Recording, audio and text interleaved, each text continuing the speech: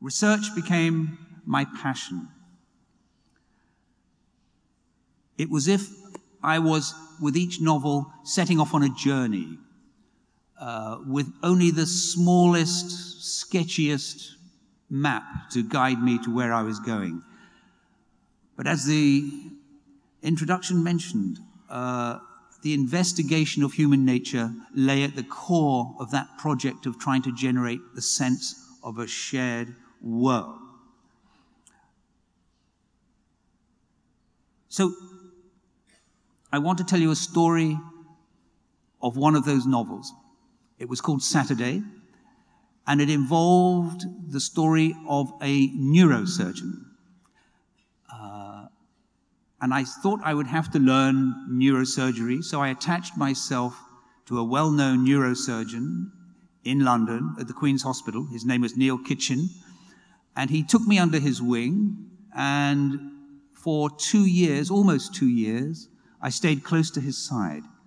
And finally, I was close to his side through many, many operations. I used to meet him in the morning very early. Work started at 6 a.m. I'd be dressed in scrubs. I noticed that all the men, the male surgeons, always curled their chest hair over the little V of their scrubs. So I learned to do the same. I strolled around the hospital corridors feeling rather marvelous as people stood aside for me. I didn't say, listen, I'm a novelist. And one day, and I watched many difficult operations, removal of tumors, clipping aneurysms, blocking off the blood supply where there's a ruptured vessel. And one day, well into my apprenticeship as a neurosurgeon, I was standing back from the operating table, taking some notes, and 2 young women came into the theater. And they looked rather nervous, and they came up to me, and they said, excuse us, doctor. And I said, yes. They said, we are in our 5th year of our medical studies, and we are just now doing a rotation in neurosurgery. So would you mind if we watch? And I said, by all means. And I said, come over to the light box, and I want to show you the CT scans. And I thought already I was a complete fraud.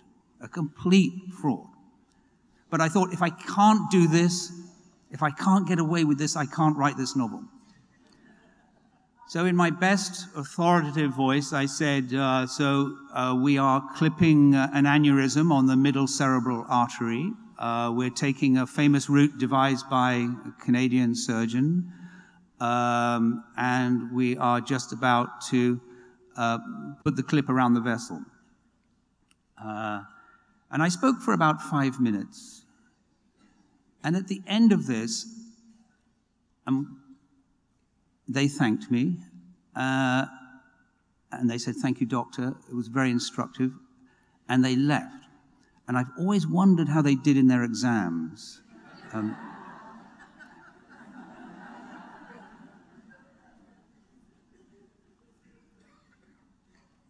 This was in the pursuit of realism,